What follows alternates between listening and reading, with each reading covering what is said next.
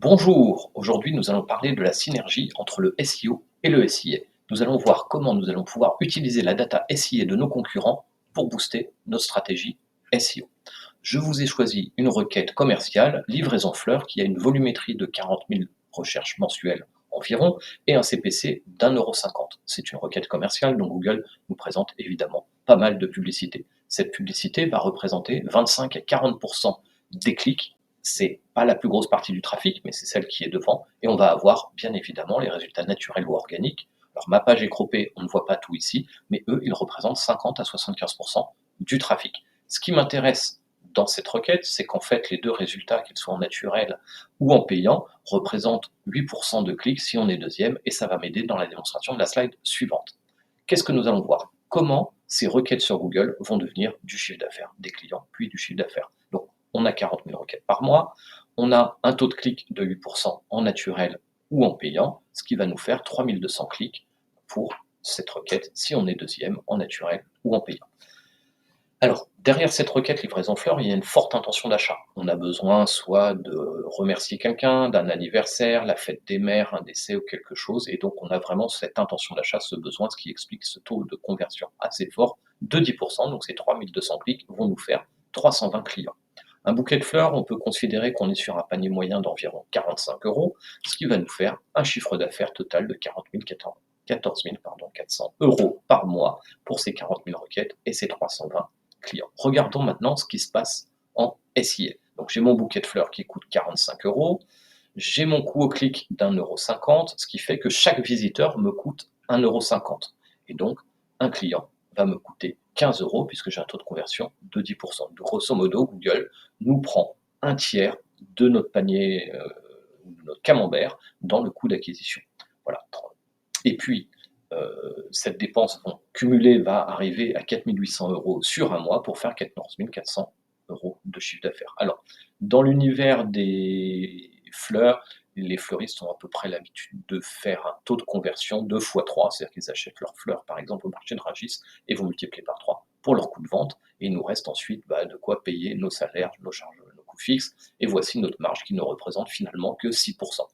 Un tiers pour Google, un tiers pour la marchandise et seulement 6% de marge si on achète ses visiteurs grâce au SIA chez Google Ads. En SEO, donc je reprends le même camembert, ce bouquet nous coûte 45 €. On va imaginer que pour être deuxième sur cette requête livraison fleurs, il faille investir 20 000 €. Alors attention, c'est pas 20 000 €, j'investis sur un mot-clé, je vais me positionner, ça va dans une stratégie globale d'investissement dans le SEO, mais en répartissant l'investissement global qu'on a fait sur 2 ans et en le rapprochant à un de ces mots-clés, on peut imaginer que ça recoûte à peu près 20 000 €. Donc je les amortis sur 2 ans, ce qui me fait un coût mensuel de 833 € par mois sur 2 ans, et donc ma marge finalement est de 33%. Voilà, on a multiplié par 5 notre marge grâce au SEO par rapport au SIA. Alors attention, je n'oppose pas les deux. Le SEO et le SIA sont complémentaires, ce ne sont pas les mêmes visiteurs qui vont utiliser et avoir les mêmes comportements sur Google, donc il ne faut pas passer à côté. C'est vraiment une notion de part de gâteau, on en parlera un peu plus tard dans la présentation. Voilà, donc on agit sur les deux leviers et on va essayer de voir quelle est la complémentarité finalement de ces stratégies. Alors, autre aspect sur lequel je voulais vous sensibiliser avant d'aller sur la synergie, c'est que le coût d'acquisition sur Google est quand même assez important. Là, je faisais une étude l'année dernière avec un client sur l'évolution de son CPC moyen et on voit qu'au fil des années, le coût au clic augmente et c'est vraiment problématique puisque si ce client avait besoin pour faire tourner son business de 100 000 visiteurs en 2020, en 2022, il lui fallait 60 000 € de plus par an. Donc, si votre direction vous dit, voilà, vous devez acheter 100 000 visiteurs pour générer suffisamment de leads pour faire tourner l'entreprise, il faudra les sensibiliser sur le fait que si on utilise le SIA, il y a de fortes chances que année après année, ces visiteurs nous coûtent de plus en plus cher. Donc, soit on reste à budget constant, et dans ces cas-là, on aura moins en moins de visiteurs, ou alors il faudra prévoir une enveloppe marketing supplémentaire pour les années suivantes, puisque a priori, ça devrait continuer à augmenter. Donc, ensuite, après cette petite parenthèse sur l'évolution des coûts du CPC, on va regarder comment fonctionne Google en SEO. Google, c'est un algorithme, une formule mathématique. On lui donne des données et il nous donne des résultats. Les résultats, c'est quoi Google? C'est un annuaire qui classe les pages en les associant à des mots-clés. Donc, pour faire ce classement, il va d'abord donner à votre page une note de pertinence et cette note de pertinence, il va la multiplier par une note de popularité. La pertinence, c'est quoi? Alors attention, ces formules, elles sont juste là pour décorer, hein, c'est beaucoup plus complexe que ça, mais si vous comprenez les fondements basiques, vous aurez compris la logique qui est derrière. Cette formule, c'est le TF-IDF, Term Frequency Inverse Document Frequency. Qu'est-ce qu'elle veut dire? Tout simplement, si un texte est rare dans l'ensemble du web et qu'il est présent dans une page, voire très présent, il y a de fortes chances que cette page soit pertinente sur ce mot, donc Google cherchera à la positionner. Alors, petite parenthèse tout de suite, ça ne fonctionne plus comme ça, hein, ça c'est vraiment les tout premiers moteurs de recherche, AltaVista, Lycos, où il suffisait de mettre tout un tas de mots-clés, c'est celui qui mettait le plus de fois agence immobilière dans sa page qui était premier. Maintenant, on est sur une bonne proportion, et puis surtout avec un champ lexical, c'est-à-dire que Google, pour nous positionner sur un mot, s'attend à retrouver d'autres expressions. Donc cette note de pertinence de votre contenu, est-ce que votre contenu répond correctement à la requête de l'internaute, va être multiplié par une note de popularité, le fameux PageRank. Je rappelle, Larry Page est un des fondateurs de Google. Que calcule ce PageRank? Tout simplement la probabilité d'arriver sur une page en suivant aléatoirement les liens sur Internet. Plus une page va recevoir de liens, qui proviennent de pages qui elles-mêmes reçoivent beaucoup de liens, plus il y a, et ainsi de suite, plus il y a de chances qu'on arrive sur cette page, plus Google considère sa popularité forte, et donc mieux il va la classer dans les résultats. Pourquoi ce signe multiplié? C'est parce que si on a un contenu qui n'est pas très pertinent ou qui manque un peu de pertinence plutôt, il va pouvoir être compensé dans le classement par rapport à la popularité. Et à l'inverse, une page avec un très bon contenu aura besoin de moins de liens pour se positionner. Bien évidemment, on parle de SEO, d'optimisation technique. L'optimisation est importante. Une page qui est mal optimisée pourrait bloquer finalement les intentions des moteurs de recherche, enfin la compréhension plutôt des moteurs de recherche, et donc vous pénaliser dans votre classement. Alors, expliquer différemment, j'ai ici deux pages, une page grise et une page bleue. On va imaginer que toutes les deux parlent de tennis et qu'elles ont un même score de pertinence. Voilà, elles sont toutes les deux avec une sémantique appropriée. Et donc, si la note est égale, Google a du mal à les classer. Ces pages reçoivent toutes des liens. Donc là, on voit qu'elles reçoivent toutes les deux 3 liens, qui reçoivent eux-mêmes des liens. Et donc, on a un PageRank qui est également similaires, et donc Google ne parvient toujours pas à classer ces pages. Donc Google, c'est un algorithme qui évolue dans le temps. Ces évolutions ne viennent pas tout chambouler et tout remettre en question. Ces évolutions vont venir plutôt compléter et améliorer à chaque fois l'algorithme. C'est généralement ce qu'on appelle les core updates quand on a des changements importants. Et donc, il y a pas mal de temps déjà, Google a apporté une dimension de PageRank thématique. C'est-à-dire que, imaginons ici qu'on ait des seed pages, des pages sources qui sont reconnues par Google comme des pages faisant référence dans cet univers. Donc là, je parlais du tennis. Imaginons qu'ici, on a une page qui provient de Roland Garros, une autre de Wimbledon, et ainsi de suite. Elles vont transmettre, grâce à leurs liens, une partie de leur autorité dans l'univers du tennis. Et on voit ici que la page grise est beaucoup plus proche de ces pages d'autorité, et donc elle aura plus d'autorité dans l'univers du tennis. Elle se classera donc mieux que la page bleue, même si elles ont la même note de contenu et même si elles ont le même PageRank. Alors regardons ce que ça donne une fois qu'on maîtrise un peu cette dimension de lien. Voilà, j'ai eu la chance de travailler l'année dernière avec le ministère du Tourisme de la République dominicaine.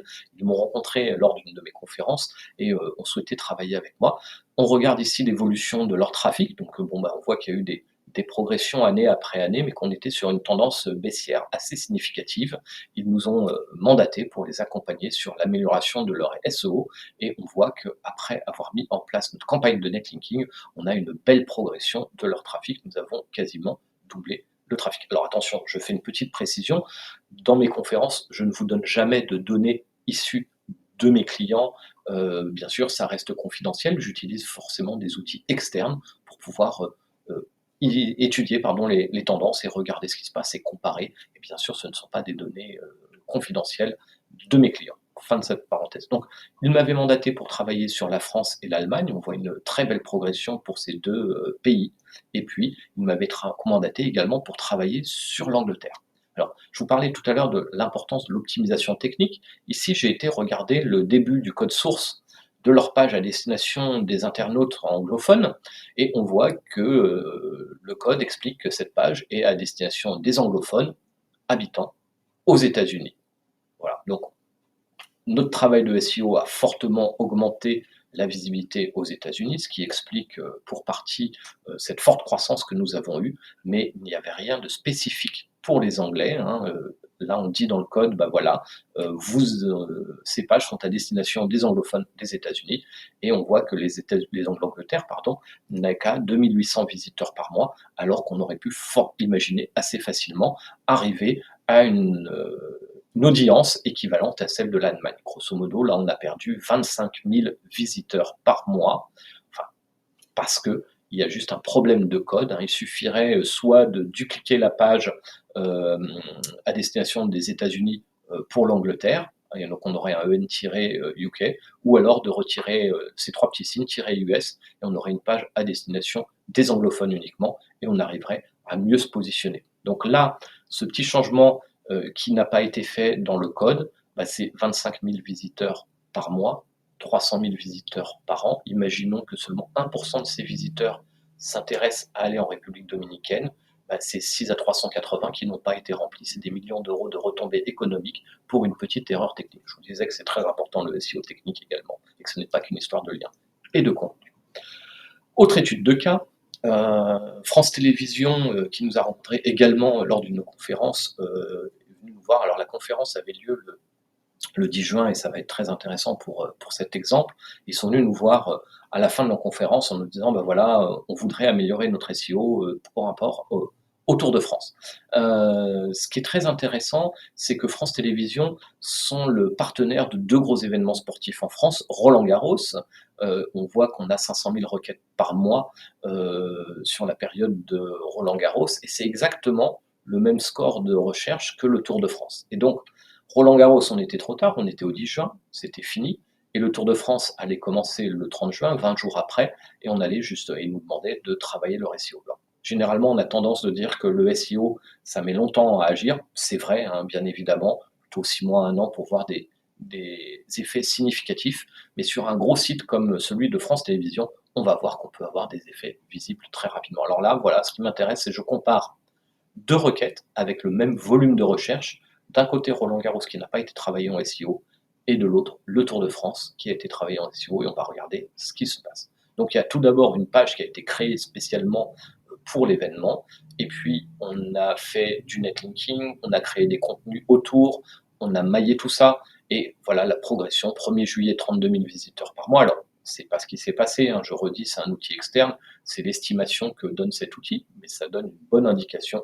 Et au 12 juillet, on était déjà à 150 000 visiteurs par mois, donc une très très belle croissance et une très belle performance. Qu'est-ce qui se passe en termes de positionnement? Ben, nous avons pris la 3e place sur la requête Tour de France 2022, derrière le site officiel du Tour de France, letour.fr, et derrière Wikipédia, qui a un contenu bien évidemment très consistant et qui reçoit des liens de tout le monde, donc c'est très difficile dans ce cas de figure de passer devant. Voilà, donc très belle 3e place sur la requête Tour de France. Je précise que francetélévision.fr, ce n'est pas le site principal de France Télévisions. Leur site principal, c'est France TV qu'on voit en 10e position. On est également devant France Info et devant L'Équipe, qui sont des gros partenaires sur les événements sportifs. Petite anecdote, la vallée de la Dordogne, qui hébergeait le dernier contre-la-montre et donc l'endroit où se tenait l'étape du Tour, avait aussi mandaté Netlinking pour travailler avec eux sur leur SEO, et on a réussi à les positionner 4e, donc on n'a pas forcément besoin d'un énorme site pour aller chercher des grosses positions, mais là c'est un travail qui a pris plusieurs mois pour arriver à cette position. Qu'est-ce que ça donne maintenant en termes de bilan? On a ici la page Tour de France qui représente 80% du trafic du site de francetélévisions.fr, et la page Roland-Garros qui ne représente que 1% du trafic. D'un côté, une page qui a été optimisée pour le SEO avec du contenu fait par des rédacteurs professionnels formés à l'optimisation, plus des liens, et de l'autre, une page Roland-Garros qui n'a pas été travaillée. On voit le différentiel. Alors maintenant, si on compare sur l'ensemble du site, bah, cette page sur le Tour de France représente 10% du trafic total du site, c'est la 2e meilleure page derrière le programme télé qui lui représente 60% du trafic.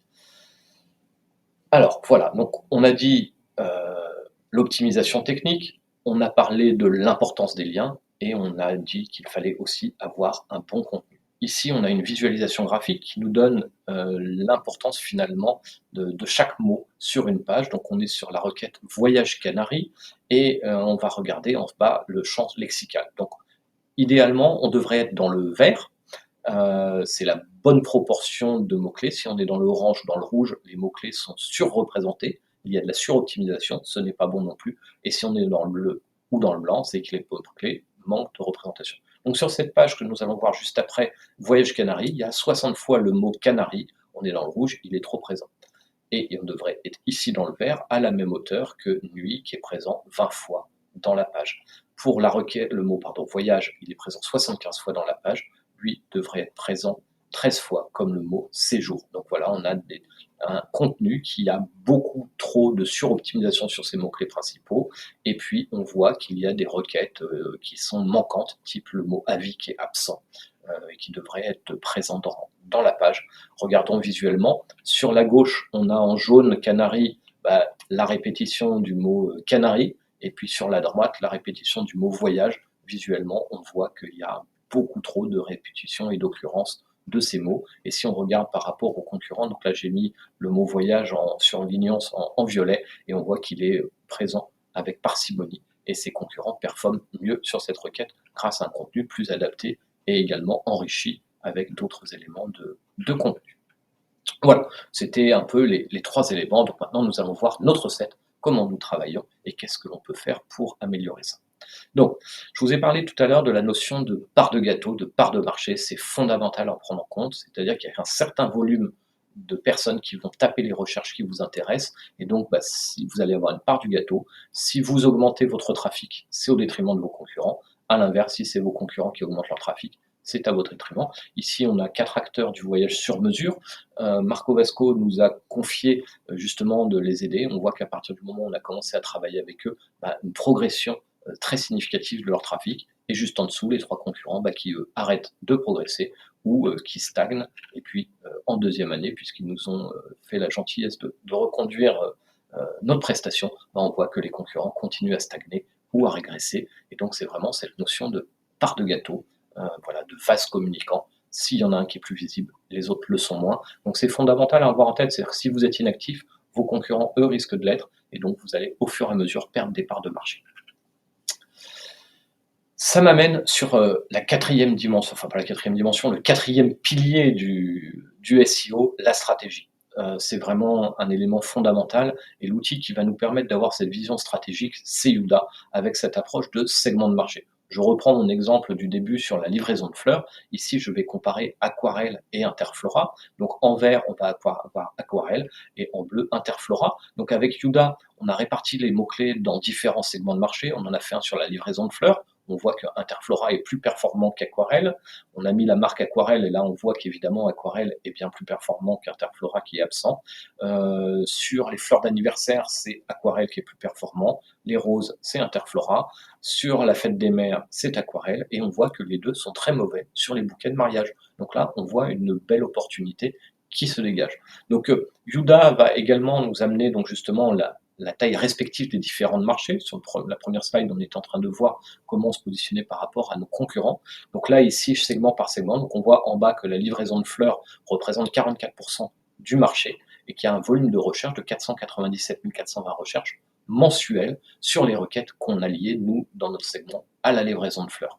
Et sur la partie de droite, on voit que les bouquets de mariage, il y a vraiment un énorme potentiel, puisque là, Aquarelle a 2 950 visiteurs, alors qu'ils pourraient en avoir 44 000 par mois. Donc c'est un boulevard pour eux, et ça leur permet de voir ainsi quels sont les efforts qu'ils peuvent mettre et où est-ce qu'ils doivent affecter leurs efforts. Bien sûr, ces segments de marché, il y a plusieurs dimensions qui peuvent être appliquées. Imaginons que vous vendez des vêtements, vous pourriez avoir des segments par typologie, hommes, femmes, enfants, bébés, adolescents, filles, garçons, ou alors par type de vêtements, pantalon, chemise, veste, jupe, ou alors par marque, Lee Cooper, Levi's, et ainsi de suite. Donc la segmentation va se faire en adéquation avec la présentation du business du client ou du site internet, et puis on va ensuite pouvoir les regarder segment par segment, quels sont les gains potentiels de trafic.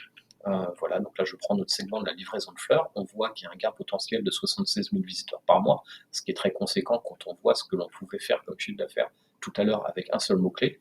La performance, donc ils sont très performants, ils ont 53 de performance. Donc là, on a mis uniquement 100 mots-clés dans ce segment de marché, c'était juste pour un petit test, on peut en mettre bien évidemment beaucoup plus et si je clique sur ce 100, on va avoir la liste des mots-clés et où est-ce que l'on va pouvoir justement aller gagner et quel est le levier d'acquisition le plus pertinent. Donc ici, sur livraison fleurs, le premier levier, c'est le SEO, où il pourrait gagner 6281 visiteurs mensuels. Et puis, ensuite, c'est le Ads, où il pourrait gagner presque 5800 visiteurs en améliorant leur campagne Google Ads. On peut aussi aller, par exemple, cliquer ici pour faire remonter les mots qui sont appropriés en shopping et puis ou en image. Désolé, j'étais un petit peu vite.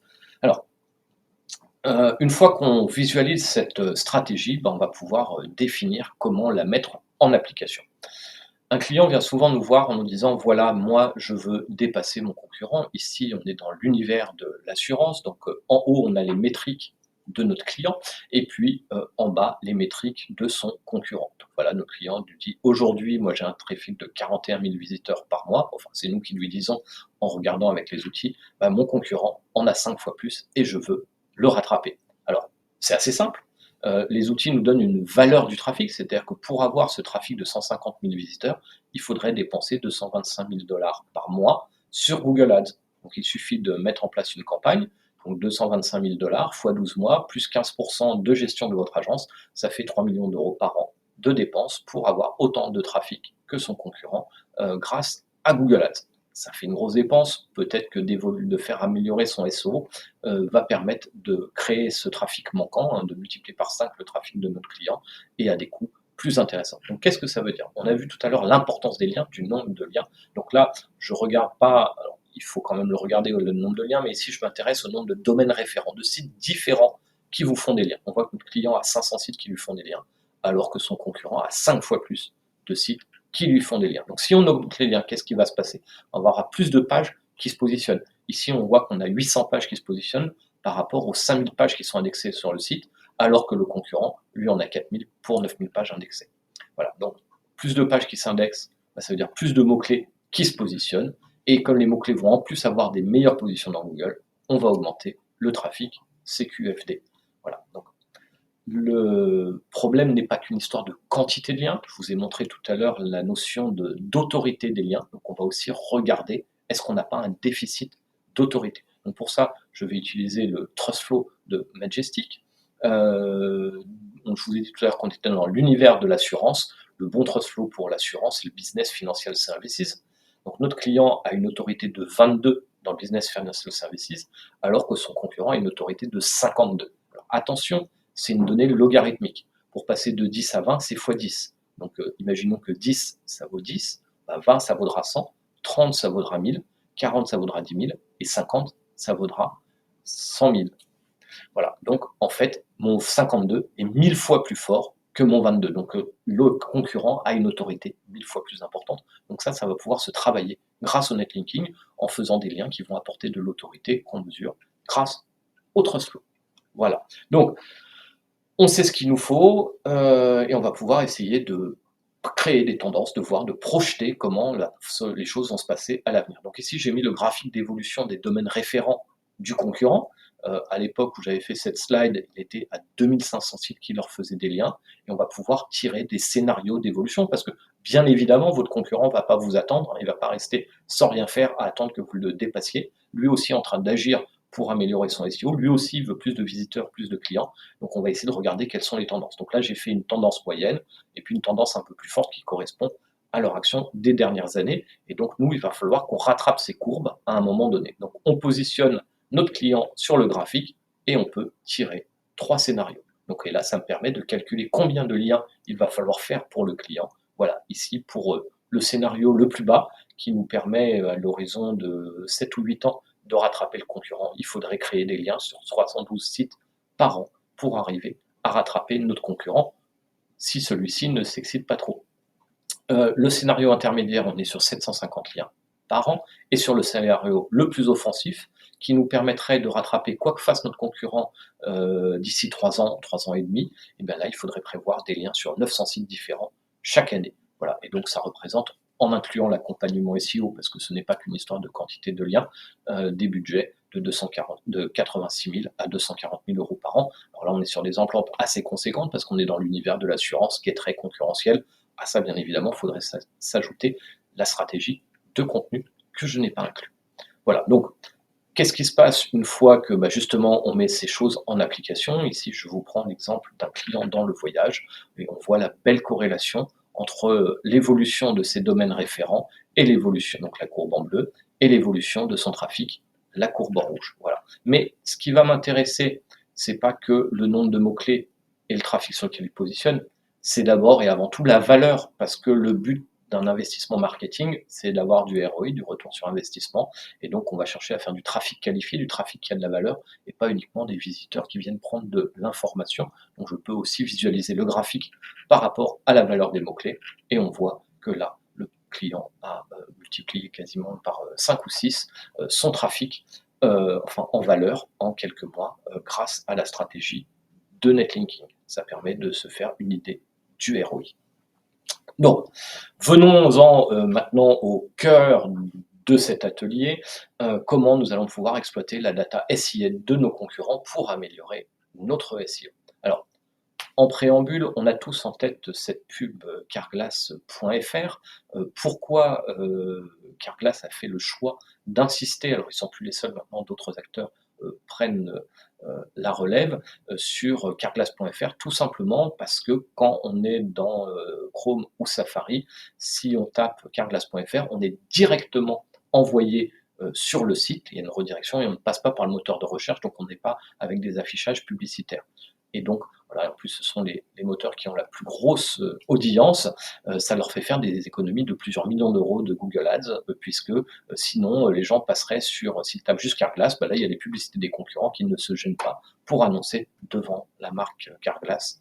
Ça, c'est une question de marché, mais c'est pas toujours le cas. Souvent, on se retrouve à annoncer sur sa marque et c'est pas forcément nécessaire, et c'est ce que nous allons voir juste après. Donc, je reprends Au Voyage, qui a très bien travaillé son SEO, et on voit que si on tape sa marque dans Google, on les voit en référencement payant.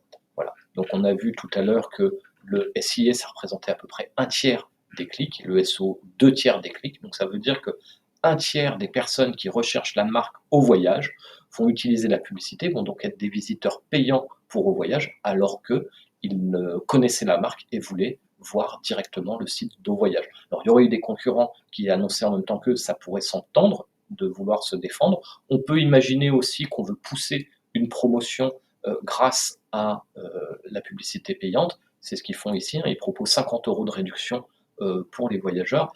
Je pense que c'est pas le meilleur choix stratégique. D'une part, ils sont positionnés plutôt sur du voyage bon marché, donc leurs marges ne sont pas forcément aussi grosses que dans le voyage sur mesure. Et puis, ils offrent un cadeau de 50 € aux gens qui vont cliquer sur la publicité, donc ils vont payer Google et ils vont offrir 50 € de cadeau à des voyageurs qui n'ont pas forcément un énorme poignet de moyens, alors que tout ça pourrait être gratuit en étant uniquement sur le SEO. Donc voilà, dans ce cas de figure, je pense qu'il n'est pas forcément nécessaire d'acheter sa marque, et nous allons regarder cette dimension. Alors l'idée, c'est de voir aussi où est-ce qu'on peut faire des économies pour financer son SEO. C'est un autre avantage de la synergie SIA-SEO. Voilà, et certaines marques dépensent jusqu'à 90% de leur budget SIA en achat de marque, et c'est souvent des requêtes, des dépenses inutiles. Voilà, donc là, j'ai fait une extraction d'un outil qui me donne justement les mots-clés qui sont achetés par Au Voyage. Qu'est-ce que l'on voit? Majoritairement, ils achètent des mots-clés liés à leur marque, et ça représente 87% de leur budget. Voilà, ils achètent aussi des requêtes beaucoup plus intéressantes sur le plan commercial. Ici, ils ont insisté sur le voyage aux Canaries, c'est leur spécialité, et ça représente uniquement 13% de leur budget. Donc, on voit que certains mots-clés sont en 4e ou en 5e position. C'est peut-être pas des positions intéressantes parce qu'on va se retrouver en bas de page et donc très peu cliqué. Alors, premier tout le temps, ça peut coûter cher. On peut peut-être cibler des stratégies en étant 2e ou 3e pour être quand même en haut de page et avoir un certain taux de clic. Mais si, au lieu de dépenser leur marque, ils faisaient la même stratégie que pour les voyages Canaries sur les 31 destinations, ils auraient beaucoup plus de clients qu'en achetant leur marque. Alors, bien évidemment, on a l'impression d'avoir des taux de conversion intéressants, mais quelqu'un qui vient en cherchant notre marque va évidemment convertir, il aurait tout aussi bien converti s'il était venu naturellement. Voilà, alors là, ce qui est intéressant de voir, c'est que, Au Voyage se retrouve accidentellement, présent sur des mots-clés relatifs à Jet-Tour puisqu'il y avait Grande Canarie ou Canaries, dedans et donc lui aussi s'est retrouvé à annoncer sur sa marque et certainement à déclencher un processus défensif chez un concurrent. C'est le problème avec Performance Max, beaucoup de personnes se retrouvent à acheter les marques de leurs concurrents sans le savoir et sans forcément que ce soit utile et le grand gagnant, c'est Google. Alors regardons justement, est-ce que Au Voyage avait ou pas un intérêt à acheter leur marque? Là, donc avec le calendrier finalement des publications qu'on peut retrouver, bah, on voit que la plupart du temps, Au Voyage est tout seul sur sa marque et certainement que Go Voyage ou Promo Vacances n'ont été affichés que très épisodiquement et donc il n'y avait pas de raison d'aller acheter ce mot-clé, Go Voyage, pardon, Au Voyage. Donc on va, décortiquer un peu plus en détail, une campagne, Google Ads. Donc là, je prends, Evaneos, hein, un de ces acteurs sur le voyage sur mesure qui va être un peu plus intéressant que le tourisme de masse, pour, l'optimisation des campagnes Google Ads. Donc là, on voit que Evaneos ont le même problème. Eux aussi, achètent leur marque. Voilà, ça représente 22 de leurs coûts. Ils achètent aussi des marques concurrentes, ce qui n'a pas forcément d'intérêt, ou ici un pays. Alors acheter un pays quand on veut vendre du voyage, c'est pas forcément idéal parce qu'on va se retrouver avec des étudiants qui veulent faire des exposés ou des gens qui cherchent tout simplement peut-être de l'information économique et donc ça va finir par coûter très très cher avec un taux de conversion très très faible. Très certainement que ça ne sera pas rentable. Donc tout ça pour moi, c'est des mots-clés qui sont inutiles. Et donc si on les cumule, on est sur un tiers finalement des budgets dépensés qui le sont inutilement. À côté de ça, il y a des mots-clés beaucoup plus classiques, voyage plus destination, qui eux sont bien plus intéressants et permettent de déclencher a priori des visiteurs avec une meilleure intention d'achat et on peut aller sur des mots-clés un peu plus spécialisés. Alors je commence à vous montrer un peu ces requêtes spécialisées parce que c'est l'idée finalement de ce webinaire, c'est de vous montrer comment en regardant les campagnes de nos concurrents sur Google Ads, on va pouvoir trouver des idées pour aller améliorer notre SEO. Pourquoi? Parce que tout simplement, notre concurrent, il paye ses mots-clés, donc il est en train de réfléchir sur ses dépenses. En théorie, il est en train d'analyser est-ce qu'il a des conversions derrière, et donc finalement, il nous donne une cartographie de qu'est-ce qui convertit chez lui. Alors, ce n'est pas toujours le cas, mais on trouve des idées de cette façon. Voilà. Et puis, là, on est sur des requêtes un peu plus business, avec une intention d'achat beaucoup plus cohérente, parce que quand on indique un pays, voyage pays, on est peut-être juste en train de se renseigner, alors que quand on cherche une agence de voyage ou un voyage organisé, l'intention d'achat est là. Alors, regardons ici le mot voyage Bali, qui est tapé 8100 fois par mois, qui a un CPC de 35 centimes. Je le compare au voyage Thaïlande qui est juste au-dessus, qui a un TCPC de 0,49, hein, donc on est facilement à peu près 30% plus cher. Effectivement, pardon, il y avait un peu plus de volumétrie, mais peut-être qu'il vaut mieux acheter des mots-clés type voyage Bali qui ont une intention d'achat de voyage sur mesure certainement plus importante que la Thaïlande, qui est une destination plus grand public. Donc, ou même si on imagine qu'elles sont à l'équivalent, il y a des économies à faire en choisissant c'est mieux. Alors, ça ne veut pas dire qu'il ne faut pas annoncer sur voyage thaïlandais. Donc, là aussi, on va regarder si Evaneos avait besoin ou pas d'acheter sa marque. Et on voit là aussi dans le planning que justement, ce n'est pas nécessaire que Evaneos était quasiment tout le temps le seul à annoncer sur son mot-clé, à part Avoise Voyage qui a été présent un tout petit peu au mois d'avril. Et puis, si on regarde par contre Voyage Bali, là on voit le planning de publication qui est bien plus soutenu. Là, il y a beaucoup d'annonceurs qui sont dessus. Et donc, là, oui, on va pouvoir analyser ce qui se passe. Donc ici, nous avons Evaneos qui achète Voyage Bali quasiment toute l'année, quasiment toujours en première place, donc c'est un de leurs principaux mots-clés, et on regarde ce qui se passe avec les concurrents. Alors moi j'aime bien comparer mes Google Ads à Google Trends, puisque finalement dans beaucoup de métiers, il y a une saisonnalité, alors en particulier dans le voyage, mais ce n'est pas que le voyage, on parlait des fleurs tout à l'heure, il y a des temps forts, au moment de la fête des mères, de la Toussaint, de la Saint-Valentin et ainsi de suite. Là aussi dans le voyage, en fonction des destinations, grâce à Google Trends, on peut voir mot-clé par mot-clé quelles sont les tendances. Et ce qui est étonnant ici, c'est que le mois de septembre est le mois où il y a le plus de personnes qui annoncent, et pourtant c'est la période la plus creuse sur Google Trends. Alors, Plusieurs explications possibles et je n'ai pas forcément la bonne explication. Ça peut être que justement les gens vont choisir d'annoncer dans des périodes creuses où il y a moins de personnes qui tapent les requêtes pour essayer de capter quand même un minimum de voyageurs ou alors, leurs budgets marketing, sont plus étoffés parce qu'ils viennent de faire le plein avec la saison d'été et qu'ils ont des moyens de dépenser sur, Google Ads. Voilà, c'est peut-être une de ces 2 explications ou, une autre. Regardons un peu les stratégies des concurrents. Ici, on a Club Med, on voit qu'ils se mettent premiers que sur les 3 mois les plus creux. Ils n'achètent pas à d'autres périodes. Alors certainement que ça doit être pour anticiper, la saison qui va être juste après, à partir du mois de décembre, hein, donc en amont, pour remplir, leur club, au mois de décembre, bah, ils préfèrent annoncer et là, ils cherchent à avoir une top visibilité et ils choisissent les mois sur l'année, donc a priori, ça pourrait être une bonne stratégie. Juste au-dessus, on a Expedia qui, eux, vont avoir une stratégie où ils ne sont quasiment jamais premiers. Ils sont deuxième, troisième. L'idée, là, c'est d'avoir des CPC moins chers et donc un coût de conversion plus faible et donc une meilleure rentabilité et un meilleur ROI. Ça peut être aussi une stratégie intéressante.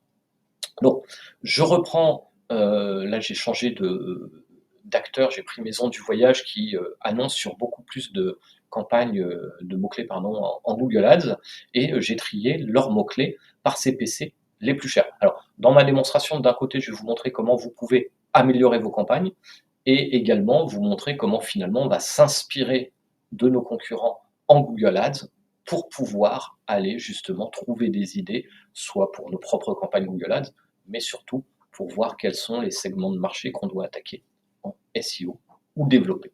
Donc ici, on voit que j'ai une agence concurrente, 2,79 € pour être visible sur un concurrent, c'est pas forcément une bonne idée. En plus, on voit que c'est leur page voyage Amérique latine et c'est un concurrent au Costa Rica, donc ils risquent de perdre beaucoup de liens pour pas grand-chose, pardon, beaucoup de clics pour pas grand-chose.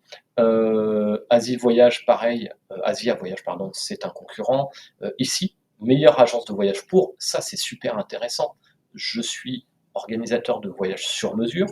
Je veux des gens qui ont une intention d'achat qui n'est pas liée par un prix, mais plutôt par une qualité de service. Donc, meilleure agence de voyage pour et une destination, c'est génial. C'est du contenu que je dois avoir dans mes textes en SEO et que je peux acheter en SIA. Pareil, spécialiste et une destination, ça aussi c'est génial.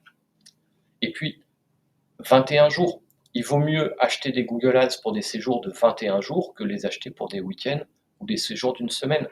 Si je compare à une semaine, bah là c'est 3 semaines pour le même mot-clé, enfin le même coût, le même clic, je vais avoir un séjour qui est 3 fois plus long, donc finalement faire 3 fois plus de chiffre d'affaires. Donc ça peut être aussi un moyen d'orienter. Voilà, ou meilleur voyagiste pour, là aussi on est dans la même intention que ce qu'on avait tout à l'heure, les gens recherchent un spécialiste, sont prêts à mettre le prix pour avoir un voyage de qualité, et donc là, ces clics-là sont hyper intéressants et on devrait pouvoir sans hésitation investir. Et là, on voit qu'ils sont troisième, bah, ça valait le coup peut-être d'être premier sur ce type de mots-clés.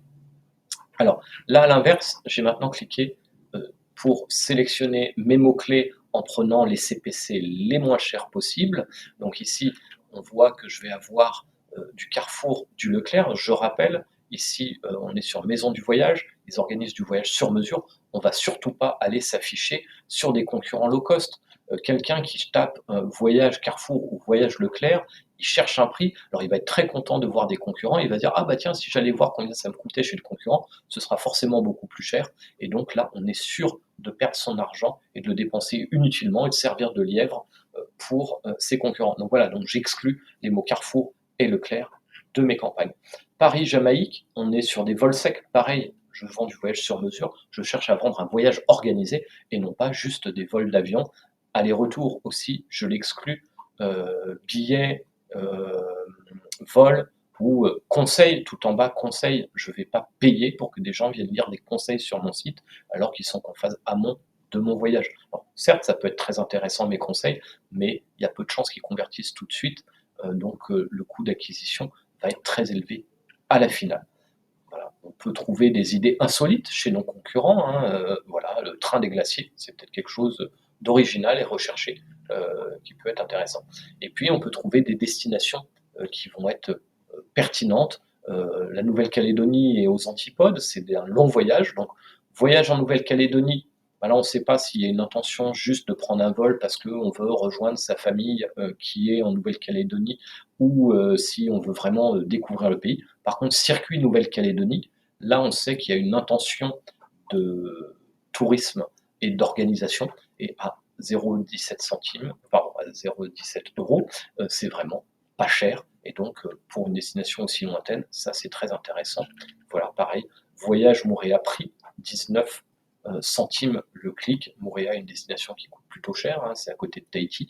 Voilà, là aussi une belle intention d'achat. Donc ça me permet chez mes concurrents de voir, bah, justement comment ils abordent certains mots-clés, de me dire: «Ah bah tiens, j'ai intérêt à aller me positionner, donc à créer du contenu». Voilà, j'en ai fini pour cet atelier. Je vous dis à la prochaine fois pour un autre sujet. Si vous souhaitez, plus d'informations ou, faire auditer, analyser votre site et bénéficier de vos conseils, vous pouvez aller en fonction de vos besoins, soit sur netlinking.fr ou sur youda.com et vous pouvez bien évidemment suivre nos vidéos et nos actualités sur, LinkedIn et sur X. À bientôt!